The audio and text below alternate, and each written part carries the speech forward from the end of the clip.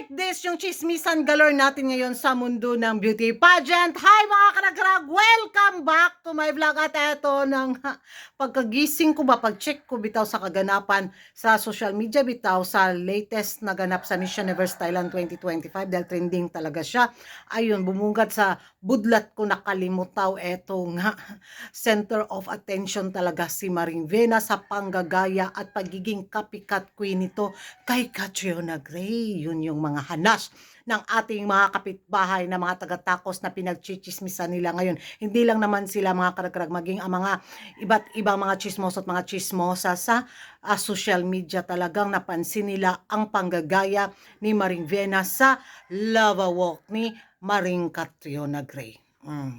Hanas pa na mga bitaw taga-Tacos, wala man lang daw sariling identity si Maring Vena.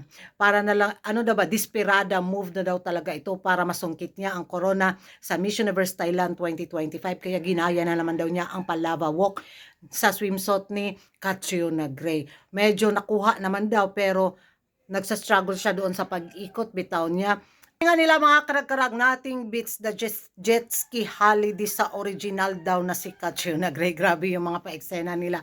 Kasi kaya man nilang tapatan si Catriona Gray daw pero hindi talaga nila kayang talbugan si Catriona Gray sa kanyang lava walk. So ito daw ang ginawa ni Maring Vena na ayun, sana tumalab lang daw yung pagiging copycat queen niya.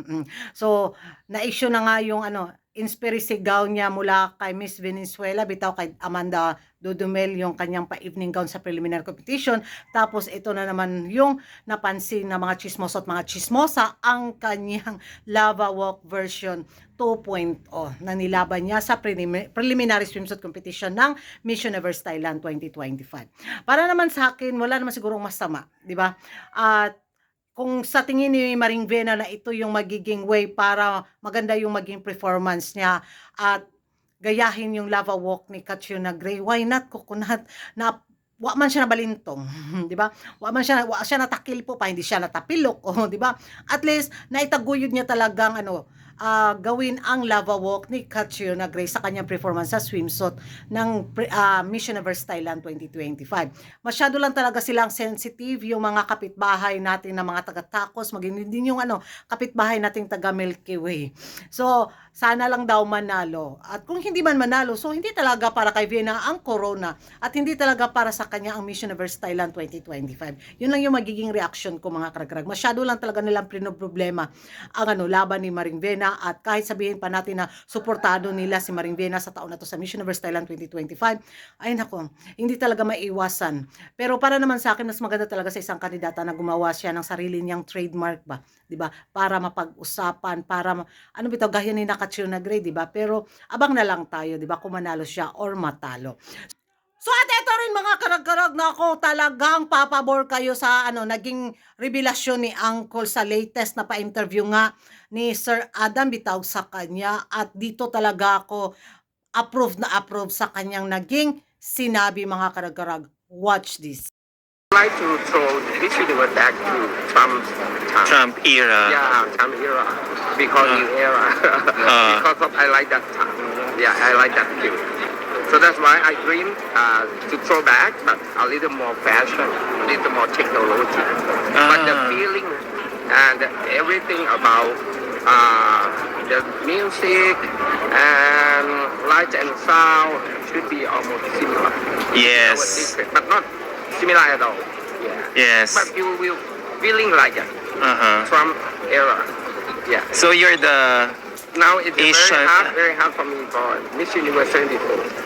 yes, Everybody waiting for. yes. Wow.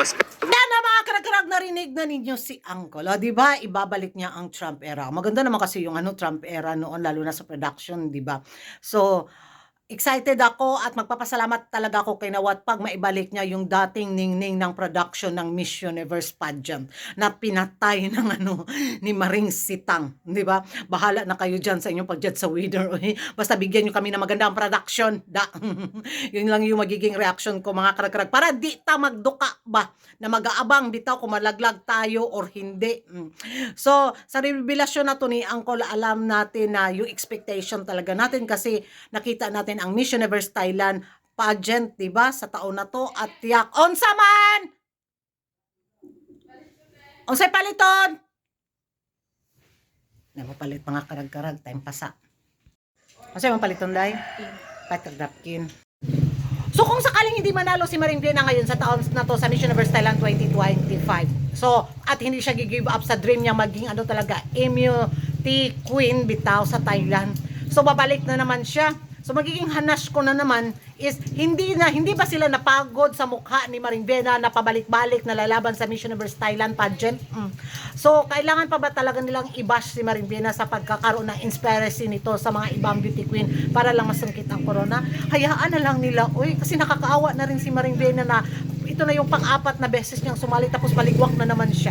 So kung ito talaga yung way para manalo siya, hala po, suportaran na lang natin. Kasi pagbabalik na naman siya sa Miss Universe Thailand pageant, umay na rin tayo, di ba? Yan lang mga karag-karag. That's all for today. Sa inyo mga karag-karag kung ano yung magiging reaction ninyo para sa aking good job, Uncle. Deserve niya talagang i-good job mga karag-karag. Yan ang mga karag-karag, ano yung magiging reaction nyo dito nga sa Copycat Issue Galore,